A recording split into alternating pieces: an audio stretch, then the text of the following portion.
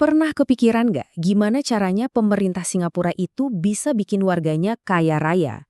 Ini bukan kebetulan loh. Ternyata memang ada sistem yang sengaja dirancang untuk itu. Nah, kali ini kita akan bongkar rahasianya.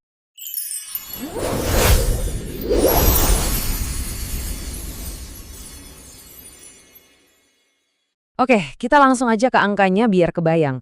7,5 miliar rupiah. Ini adalah rata-rata kekayaan bersih untuk satu orang dewasa di Singapura.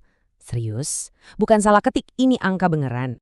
Pertanyaan besarnya kan jadi gini, gimana ceritanya rata-rata orang, bukan cuma yang super kaya ya, tapi kita ngomongin guru, manajer, profesional biasa, bisa punya harta sebanyak ini?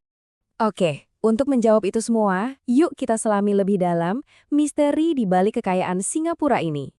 Nah, yang menarik banget itu kalau kita bandingin, rata-rata kekayaan kita di Indonesia itu sekitar 25-30 kali lebih rendah. Tapi coba deh lihat angka kedua di kolom Singapura. Kekayaan mediannya 1,9 miliar rupiah. Median itu kan nilai tengah. Artinya setengah populasi dewasa di sana itu hartanya di atas 1,9 miliar rupiah. Ini bukti kuat kalau kekayaan di sana itu beneran nyebar, bukan cuma numpuk di segelintir orang aja. Jadi, apa dong rahasianya? Mungkin kalian mikir, udah tahu lah jawabannya. Eits, tunggu dulu. Jawabannya mungkin nggak seperti yang kalian bayangkan. Tentu, alasan-alasan ini semua benar. PDB per kapita mereka tinggi banget, korupsinya rendah, negaranya kecil jadi gampang diatur. Tapi, itu semua cuma sebagian kecil dari cerita besarnya. Ada satu faktor lain yang jauh lebih powerful. Bisa dibilang ada semacam senjata rahasia dalam kebijakan publik mereka yang secara sistematis sengaja membagikan kekayaan ke warganya. Dan inilah dia senjata rahasianya, sebuah program yang namanya HDB atau Housing and Development Board. HDB ini pada dasarnya ya program perumahan rakyat, tapi filosofinya beda banget. Tujuannya itu bukan cuma yang penting punya tempat tinggal, tapi secara aktif dipakai sebagai alat untuk membangun kekayaan warganya. Nah, ini dia poin kuncinya. Kalau program perumahan di tempat kita fokusnya ke keterjangkauan harga, HDB di Singapura itu punya dua fokus. Keterjangkauan harga plus penciptaan aset buat kelas menengahnya. Jadi mereka nggak cuma ngasih rumah, tapi ngasih aset yang nilainya terus naik. Terus gimana persisnya mesin kekayaan ini bekerja untuk warga biasa? Biar gampang bayanginnya, kita pakai studi kasus beneran aja ya dari cerita salah satu warga Singapura. Coba lihat angka-angka ini.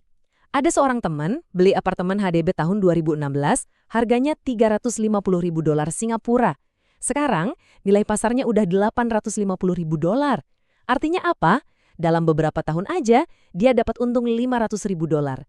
Itu kalau dirupiahin sekitar 5,7 miliar rupiah. Gila kan? Dan yang lebih gilanya lagi, itu cara bayarnya. Dia cuma perlu bayar DP 5% di awal. Terus selama 4 tahun apartemennya dibangun, dia nggak bayar cicilan sama sekali. Nol. Dia baru mulai nyicil pas apartemennya udah jadi dan bisa ditempatin dengan bunga KPR yang flat dan rendah banget. Cuma 2,6%. Ini kan bikin anak muda gampang banget masuk ke pasar properti, bahkan sebelum gajinya gede. Kalimat ini bener-bener merangkum semuanya. Ini tuh kayak dapat lotre yang disponsorin sama negara. Cuma modal dikit di awal, beberapa tahun kemudian dapat aset yang keuntungannya bisa puluhan kali lipat. Dan ini bukan cuma keuntungan sekali doang loh. Sistem HDB ini memang dirancang untuk terus-menerus membangun kekayaan warganya seumur hidup mereka. Ada dua strategi utamanya. Pertama, jalur peningkatan. Jadi setelah beberapa tahun, mereka bisa jual HDB pertamanya di harga pasar yang udah tinggi. Terus untungnya dipakai buat beli HDB kedua yang lebih gede dan dapat subsidi lagi dari pemerintah. Kedua, pendapatan sewa. Setelah lewat masa tinggal minimum, mereka boleh sewain unitnya. Nah, uang sewa yang didapat itu seringkali lebih dari cukup buat bayar cicilan bulanan. Jadi dapat pemasukan pasif deh. Jadi, apa buktinya kalau program ini beneran works dan apa prinsip inti yang bisa kita pelajari dari sini? Coba lihat data ini. Ini nonjok banget.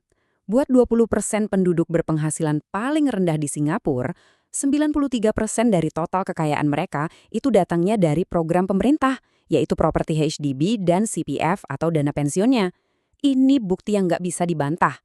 Pemerintahnya secara langsung dan aktif membangun kekayaan warganya, mulai dari yang paling bawah.